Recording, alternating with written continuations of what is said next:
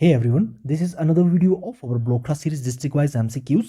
Currently, we are discussing important questions of Sirmaur's history, and this is another video of this series. First question is, which ruler of Sirmaur inaugurated महिमा library? सवाल में पूछा गया है कि सिरमौर के किस राजा द्वारा जो है इनॉग्रेशन की गई महिमा लाइब्रेरी की या स्थापना की गई महिमा लाइब्रेरी की? ऑप्शंस आर महाराजा अमर प्रकाश, महाराजा राजेंद्र प्रकाश, महाराजा उदय प्रकाश या none of these. Which ruler of Sirmaur inaugurated Mahima library या किसके द्वारा महिमा लाइब्रेरी जो सिरमौर में है उसकी स्थापना की गई? And the correct answer is option A Maharaja Amar Prakash. ये महाराजा अमर प्रकाश द्वारा 1930 में जो है महिमा लाइब्रेरी की इनॉग्रेशन या स्थापना की गई. ये जो है इनकी पुत्री थी राजकुमारी महिमा. उनकी जो है बुक्स के प्रति जो रुचि थी, जो दिलचस्पी थी, उसके चलते जो है महाराजा अमर प्रकाश द्वारा महिमा लाइब्रेरी की स्थापना की जाती है. जो राजकुमारी महिमा है उनकी अल्पायु में अराउंड 12 ईयर्स की एज में उनकी डेथ हो जाती है और उसके बाद जो है उनकी याद में जो है महिमा लाइब्रेरी की स्थापना की जाती है सिरमौर में. नेक्स्ट क्वेश्चन पे मूव करते हैं. Who was the last ruler of Sirmaur before the independence? सवाल में पूछा गया है देश की आज़ादी से पहले जो है सिरमौर रियासत के आखिरी राजा कौन थे? ऑप्शंस आर महाराजा अमर प्रकाश, महाराजा राजेंद्र प्रकाश, महाराजा उदय प्रकाश या none of these. Who was the last ruler of Sirmaur before the independence? आज़ादी से पहले, देश की आज़ादी से पहले सिरमौर के आखिरी राजा कौन थे?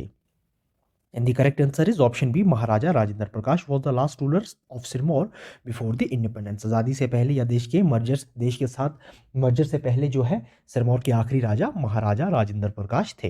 नेक्स्ट क्वेश्चन पे मूव करते हैं. In which year the Prajamandal Sirmaur was formed? सवाल में पूछा गया है कि किस वर्ष जो है प्रजामंडल सिरमौर की स्थापना हुई? Options are 1933 to 34, 34 and 35, 35 and 36, 1936 या 37. 1933-34 में, 1934-35, 1935-36 या 1936-37 किस वर्ष जो है प्रजामंडल सिरमौर की स्थापना हुई? And the correct answer is option C 1935-36. 1935-36 के अराउंड जो है प्रजामंडल सिरमौर की स्थापना होती है. नेक्स्ट क्वेश्चन पे मूव करते हैं. इन 1937 regular Prajamandal was formed under the presidentship of. सवाल में पूछा गया है कि 1937 में जो है प्रजामंडल को जो है रेगुलर प्रजामंडल स्थापित किया जाता है. ऑल्दो ये 1935-36 में ही इसकी स्थापना होती है, मगर रेगुलरली जो है इसका जो संचालन है वो 37 से शुरू होता है और ये फॉर्म किया जाता है रेगुलर वे में. और किसकी प्रेसिडेंटशिप में, यानी कि इसके अध्यक्ष, इसके प्रेसिडेंट किसे बनाया जाता है 1937 में जब इसका नियमित रूप से संचालन शुरू होता है? Options are Chaudhary Sherjang, doctor Y S Parmar, Pandit S N Ramol या none of these. In 1937, regular Prajamandal was formed under the presidentship of Chaudhry Sherjung, Dr. Y. S. Parmar, Pandit S. N. Ramol या none of these. And the correct answer is option A, Chaudhary Sherjang. Chaudhary Sherjang की presidentship में जो है regular Prajamandal को form किया जाता है 1937 में. ऑल्दो 1935-36 में ही इसकी स्थापना कर दी जाती है, मगर नियमित रूप से संचालन जो है 1937 में शुरू होता है जब प्रेसिडेंटशिप किसकी प्रेसिडेंटशिप में? चौधरी शेरजंग की प्रेसिडेंटशिप में. नेक्स्ट क्वेश्चन पे मूव करते हैं. In which year Pajhota Andolan was started under the aegis of Kisan Sabha in which Shri Lakshmi Singh and Vaid Surat Singh played a pivotal role? सवाल में पूछा गया है कि जो पझौता आंदोलन है सिरमौर का, वो जो है किस वर्ष शुरू होता है किसान सभा के नेतृत्व में, जिसमें श्री लक्ष्मी सिंह और वैद सूरत राम का भी इंपॉर्टेंट रोल होता है. काफ़ी इंपॉर्टेंट रोल प्ले करते हैं ये पझौता आंदोलन में और किसान सभा के अधीन ये शुरू होता है. तो ये किस वर्ष की घटना है? Options are 1940, 1941, 1942, 1943. 1940, 41, 42 या 43. इन which year Pajhota Andolan was started under the aegis of Kisan Sabha in which Shri Lakshmi Singh and Vaidya Surat Ram played a pivotal role? कि पझौता आंदोलन किस वर्ष शुरू होता है किसान सभा के अधीन या नेतृत्व में, और जिसमें लक्ष्मी सिंह और वैद्य सूरत राम का जो है इंपॉर्टेंट रोल रहता है, नेतृत्व करने में इंपॉर्टेंट रोल रहता है. And the correct answer is option C 1942. Pajhota आंदोलन जो है 1942 में शुरू होता है, किसान सभा के अधीन ये शुरू होता है और इसमें लक्ष्मी सिंह और वैद्य सूरत राम जो है इंपॉर्टेंट लीडर्स होते हैं पझौता आंदोलन के. नेक्स्ट क्वेश्चन पे मूव करते हैं. Consider following statements of Pajhota आंदोलन. यहाँ कुछ स्टेटमेंट्स दी गई हैं पझौता आंदोलन से रिलेटेड. पहली स्टेटमेंट है the movement was started under the aegis of Kisan Sabha in which Shri Lakshmi Singh and Vaidya Surat Ram played a pivotal roles. इसमें कहा गया है कि जो मूवमेंट है वो किसान सभा के अधीन शुरू हुई थी और जिसमें लक्ष्मी सिंह और वैद्य सूरत राम ने नेतृत्व दिया था और इंपॉर्टेंट रोल प्ले किया था पझौता आंदोलन में.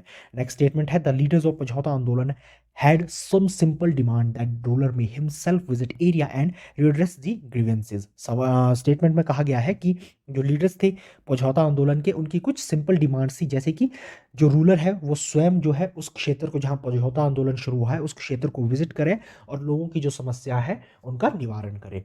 नेक्स्ट स्टेटमेंट में कहा गया है police and military forces were deputed to suppress the movement, कि पुलिस और मिलिट्री फोर्सेस को लगा दिया गया आंदोलन को दबाने के लिए। और लास्ट स्टेटमेंट है later on all prisoners except Vaidya Surat Singh, Shri बस्ती राम पहाड़ी and Shri Chet Singh were released in 1945-46 and these were freed in 1940 only. सवाल में 1948 ओनली, सॉरी। इस स्टेटमेंट में कहा गया है कि बाद में जाकर जो है जब मिलिट्री और पुलिस द्वारा सप्रेस किया जाता है आंदोलन को तो बहुत सारे लोगों को जेल में डाल दिया जाता है। तो नेक्स्ट लास्ट स्टेटमेंट में कहा गया है कि आगे जाकर जो है इन जितने भी प्रिजनर्स हैं सिवाय वैद्य सूरतराम, बस्तीराम पहाड़ी और चेत सिंह के अलावा जितने भी प्रिजनर्स हैं उन्हें 1945-46 में रिलीज कर दिया जाता है, छोड़ दिया जाता है जेल से। और जो वैद्य सूरत सिंह और वैद्य सूरत सिंह, बस्तीराम पहाड़ी और चेत सिंह है इन्हें 1948 में रिलीज किया जाता है। इनके अलावा सभी को 1945-46 में छोड़ दिया जाता है। Choose the correct statements. इन चारों स्टेटमेंट में से कौन कौन सी पझौता आंदोलन से रिलेटेड सही है? पहली, दूसरी, तीसरी, चौथी या सभी सही हैं? यहाँ ऑप्शंस आप देख सकते हैं, first, second and third, second, third and fourth, all of these, none of these. Consider the following statements of Pajhota Andolan. तो इनमें से जो सभी जो स्टेटमेंट्स है ये सभी स्टेटमेंट सही है। अगर हमने पहली स्टेटमेंट की बात करें तो हमने प्रीवियस क्वेश्चन में डिस्कस की थी कि मूवमेंट जो है किसान सभा के अंडर श्री लक्ष्मी सिंह और वैद्य सूरत राम ने इंपॉर्टेंट रोल प्ले किया था। और दूसरी स्टेटमेंट के बारे में बात करें, द लीडर्स ऑफ पझौता आंदोलन हैड सिंपल डिमांड्स। जो सिंपल डिमांड्स थी इनकी सिंपल डिमांड थी इनकी कि जो रूलर है वो खुद आए एरिया में और लोगों की समस्याओं का निवारण करे। और पुलिस और मिलिट्री द्वारा जो है रूलर ने इनकी कोई डिमांड नहीं सुनी और वे ना स्वयं क्या खुद इस एरिया में गए और लोगों की प्रॉब्लम का ना ही उन्होंने निवारण किया। तो आगे जाकर पुलिस और मिलिट्री को लगा दिया जाता है पझौता आंदोलन को दबाने में, और आगे जाकर सभी को प्रिजनर बना दिया जाता है और मैक्सिमम प्रिजनर्स को जो है 1945-46 में छोड़ दिया जाता है। मगर वैद्य सूरत सिंह, श्री बस्तीराम पहाड़ी और श्री चेत सिंह इन्हें जो है 1948 में ही जेल से छोड़ दिया जाता है। तो सभी statements all of these are correct about Pajhota Andolan of Sirmaur which started in 1942। 1942 में पझौता आंदोलन जो सिरमौर का है शुरू हुआ था। नेक्स्ट क्वेश्चन पे मूव करते हैं। After the initial hesitation the ruler signed the merger document on, यहाँ स्पेस दिया गया है at Nahan, but merger of state was legally recognised from 15 April 1948। यहाँ सवाल में fill in blank type question पूछा गया है कि आरंभिक जो है हिचकिचाहट के बाद जो है रूलर जो है सिरमौर के जो रूलर है वो साइन कर देते हैं, देश के साथ विलय का पत्र साइन कर देते हैं, नाहन में साइन करते हैं, मगर किस स्टेट में साइन करते हैं? यहाँ ये सवाल है कि कब साइन करते हैं। बट जो मर्जर है वो स्टेट द्वारा, जो स्टेट का मर्जर है वो लीगली रिकॉग्नाइज किया गया है कि 15 अप्रैल 1948 को जो है सिरमौर का विलय देश के साथ, भारत के साथ हुआ है। मगर जो ये डॉक्यूमेंट है ये किस दिनांक को, किस ईयर को, कब ये रूलर द्वारा साइन किया गया था? ऑल्दो रिकॉग्नाइज तो किया गया है कि 15 अप्रैल 1948 को जो है सिरमौर का मर्जर हुआ, मगर ये डॉक्यूमेंट जो मर्जर का डॉक्यूमेंट है ये सिरमौर के राजा द्वारा कब साइन किया गया था? Options are 13 March 1948, 13 April 1948, 2nd April 1948 या none of these. After the initial hesitation, the ruler signed the merger document on at Nahan, but merger of the state was legally recognized from 15 April 1948. कब किया गया था ये document sign? And the correct answer is option A 13 मार्च 1948। 13 मार्च 1948 को जो है सिरमौर के राजा द्वारा जो है देश के साथ, भारत के साथ विलय का पत्र साइन कर दिया गया था। मगर जो है लीगली जो रिकॉग्नाइज किया गया कि 15 अप्रैल 1948 को ही सिरमौर का विलय हुआ, मगर ये डॉक्यूमेंट जो है 13 मार्च 1948 को ही रूलर द्वारा साइन कर दिया गया था। नेक्स्ट क्वेश्चन पे मूव करते हैं।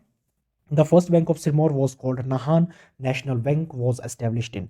सवाल में पूछा गया है सिरमौर का जो पहला बैंक था नाहन नेशनल बैंक जिसे कहा जाता था वो किस वर्ष एस्टेब्लिश किया गया था, किस वर्ष उसकी स्थापना की गई थी? Options are 1884, 1891, 1893, 1899। 1884, 1891, 1893 या 1899। किस वर्ष नाहन नेशनल बैंक जो कि सिरमौर का पहला बैंक था उसकी स्थापना की गई? And the correct answer is option C 1893। 1893 को जो है नाहन नेशनल बैंक जो कि सिरमौर का पहला बैंक था उसकी स्थापना की गई। आगे जाकर जो है 1944 में इसका नाम बदल दिया जाता है, renamed as bank of Sirmaur. Nahan national bank को बैंक ऑफ सिरमौर कर दिया जाता है, इसका नाम बदल दिया जाता है नाहन नेशनल बैंक से बैंक ऑफ सिरमौर 1944 में। और आगे जाकर 1956 में जो है इसका मर्जर हो जाता है, मर्ज्ड विद, किसके साथ इसका मर्जर हो जाता है? Himachal Pradesh state cooperative bank limited. State cooperative bank limited के साथ जो है इसका मर्जर हो जाता है बैंक ऑफ सिरमौर का। सबसे पहले इसका नाम था नाहन नेशनल बैंक और ये एस्टेब्लिश किया गया था 1893 में और 1944 में इसका नाम बदलकर बैंक ऑफ सिरमौर हो जाता है और 1956 में इसका मर्जर हो जाता है स्टेट कोऑपरेटिव बैंक लिमिटेड के साथ। नेक्स्ट क्वेश्चन पे मूव करते हैं। The Nahan foundry limited was set up by Raja Shamsher Singh in which year. सवाल में पूछा गया है कि जो नाहन फाउंड्री लिमिटेड जो फैक्ट्री है वो राजा शमशेर सिंह द्वारा स्थापित की गई थी, मगर किस वर्ष इसकी स्थापना की गई थी? Options are 1865, 1875, 1885, 1895। The Nahan foundry limited was set up by Raja Shamsher Singh in which year. जो फैक्ट्री थी नाहन फाउंड्री लिमिटेड जिसका नाम रखा गया था राजा शमशेर सिंह द्वारा, ये किस वर्ष स्थापित की गई थी? And the correct answer is option B 1875। 1875 में जो है नाहन फाउंड्री लिमिटेड को सेटअप किया गया था राजा शमशेर सिंह द्वारा। नेक्स्ट क्वेश्चन, लास्ट क्वेश्चन पे मूव करते हैं। One of the oldest factory in Nahan resin and turpentine factory was started in which year. सवाल में पूछा गया है कि नाहन की सबसे पुरानी फैक्ट्रियों में से एक रेजिन एंड टोपेटाइन फैक्ट्री जो है किस वर्ष शुरू की गई थी? ऑप्शंस आर 1925, 1935, 1945 या नन ऑफ दीज। नाहन की सबसे पुरानी फैक्ट्रियों में से एक रेजिन एंड टोपेटाइन फैक्ट्री जो है, टोपेटाइन मीन्स तारपीन जो है, उसके लिए ये फैक्ट्री थी। रेजिन एंड टोपेटाइन फैक्ट्री जो है किस वर्ष शुरू की गई थी? 1925, 1935, 1945 या इनमें से कभी नहीं। And the correct answer is option C 1945। 1945 में जो है ये एस्टेब्लिश की गई थी रेजिन एंड टोपेटाइन फैक्ट्री जो है नाहन में। ये नाहन की सबसे पुरानी फैक्ट्रियों में से एक है और इसका जो संचालन है 1949 से ये इसका संचालन शुरू हुआ था। इसने काम करना शुरू किया था 1945 में एस्टेब्लिश की गई थी और वर्किंग जो है 1949 से स्टार्ट हुई थी इस फैक्ट्री की। तो ये कुछ इंपॉर्टेंट और क्वेश्चंस थे सिरमौर की हिस्ट्री से रिलेटेड। इसके साथ ही हमारे सिरमौर की हिस्ट्री से रिलेटेड सारे क्वेश्चंस कंप्लीट हो गए हैं। हमने ऑलमोस्ट अराउंड 50 क्वेश्चंस डिस्कस किए सिरमौर की हिस्ट्री से रिलेटेड।